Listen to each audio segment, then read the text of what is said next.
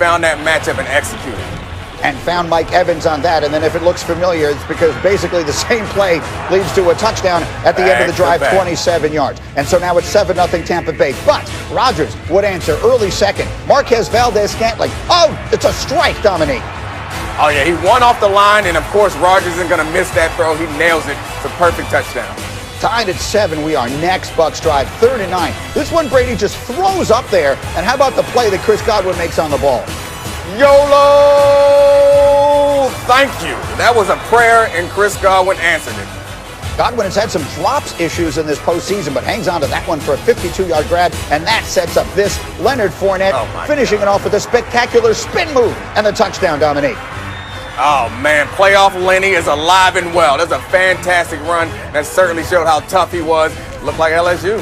Bucs up 14-7. Now here's the sequence right at the end of the half that really changes the whole game. Rodgers intercepted by Sean Murphy bunting, sets up ultimately this. With 8 seconds left in the half, how in the world does this happen, Nick?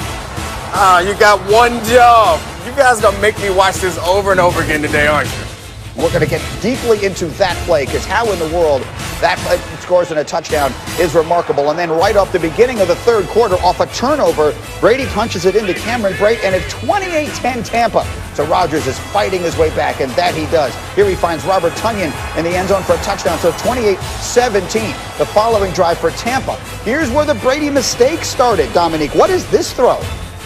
Yeah, it doesn't make sense. Adrian Amos got a fantastic jump on this and made the play, but Brady was trying to give the game away at certain points.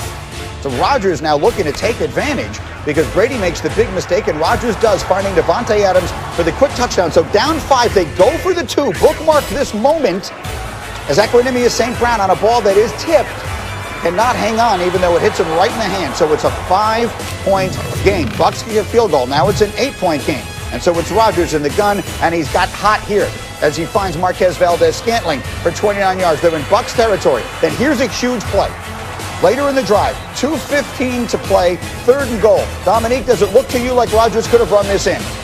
I mean, he certainly could have gotten close, and maybe they would have decided to go for it, but instead he throws it into double coverage. Take another look. Watch the right side, or Rodgers' right side. Certainly a lot of green grass. Instead, he tries to throw it in there. That sets up a 4th down where Matt LaFleur decides to kick the field goal. So it's 31-26, and Brady comes on looking to ice the game, and that he does. Here's the big play, the pass interference. Is this a good call, Dominique? I mean, I want to say it's not because I'm a cornerback, but he's pulling his shirt off. Like, you got to throw the flag in that situation. I hate to see it, but it was the right thing to do.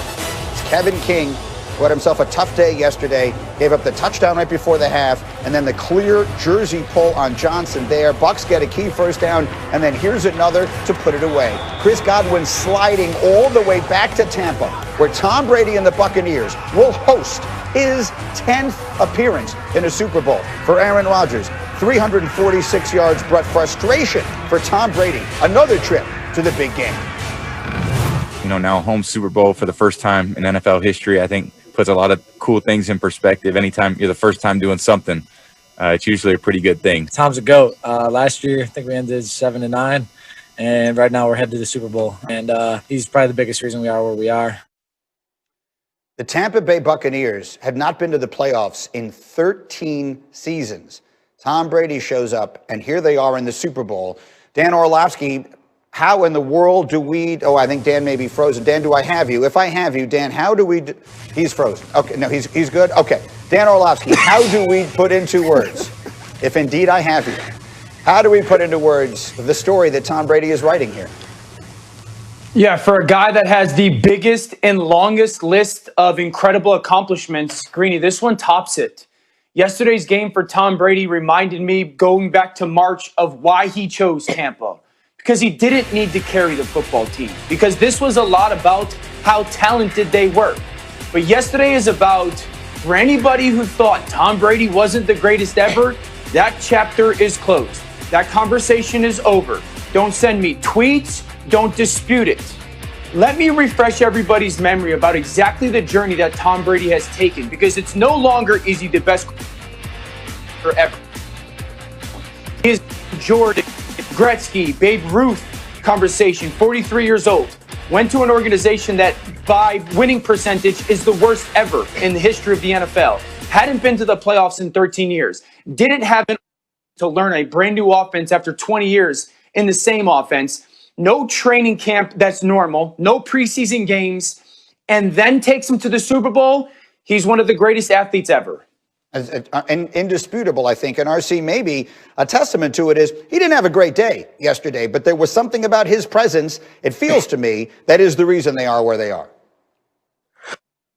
We'll get to analyzing what his play is, and I'm sure my dog Dom is going to do it in a second, so I don't even have to get to the mistakes that he made. But it's also about the journey, right? Right now we're talking about yesterday. We're going to look at his play from yesterday, but getting to yesterday is what Tom Brady is about. Having guys like Rob Gronkowski come over, having a team that says, okay, Bruce Arians, I wanted to punt the football, but Bruce, I think we can get this first down. Bruce, I like the matchup with Kevin King. Let's go at Scotty. Let's go to Scotty Miller. Bruce Arians saying this week, you know what? Bill never let him coach. Sometimes I just sit back and let him do his thing. All of those things come with Tom Brady. Tom Brady is now like a hooper. Tom Brady is like when KD goes to a team and you say, you know what, they can win a championship. LeBron James changes conference and now the Los Angeles Lakers become champions. That's who Tom Brady is. He's a force multiplier. He makes everyone better. And yesterday we saw that. Did Todd Bowles have a lot to do with what happened yesterday? Absolutely. But it's the TB12 that's most important to the Tampa Bay Buccaneers' success as a whole. All right, yeah, there's so much to get to with the Packers side of this. But, Nick, just a thought, because I know there's so much here, and obviously Brady is the headline. I mean, Tom Brady did a great job rushing the passer yesterday and covering guys. He called a great game on the defensive side of the ball. It was fantastic. I'm here for all the Tom Brady hagiography that we can indulge in. But let's be real. Yesterday, he was spotty, just like Dan's internet connection. He was good in moments and bad in others. So, like, we can celebrate him. We can celebrate him. But let's not pretend like the reason why they won yesterday was because of Tom Brady, because he was trying to give the game away with those second-half turnovers. There were some moments yesterday where you wondered, all he needs to do is manage it the rest of the way, and he didn't manage it that well. That said, the Buccaneers are on their way to the Super Bowl, which means that Aaron Rodgers is not. And his coach, Matt LaFleur, had a lot of explanations to offer afterwards, particularly about kicking that field goal at the very end of the game. Here's what he said. We essentially had 4 timeouts with the 2-minute warning. And, you know, we knew we needed to get a stop. And I thought we were going to have a stop there at the end, but, you know, we got called for the PI. And it didn't work out. Well, I didn't have a decision on that one.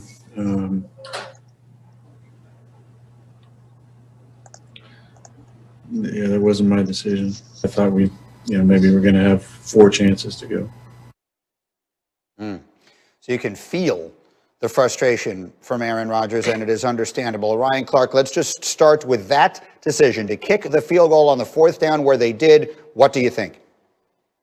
You lost the game. You played scared. You had the best player in football, at least this year, and you didn't give him an opportunity to win the game. Listen, if you're in a rap battle and you're a D12, you're not going to send Bizarre out for the biggest rap battle. You're going to send out Eminem. You took Eminem off the field and you put Bizarre out there. You are 9 yards away from the end zone.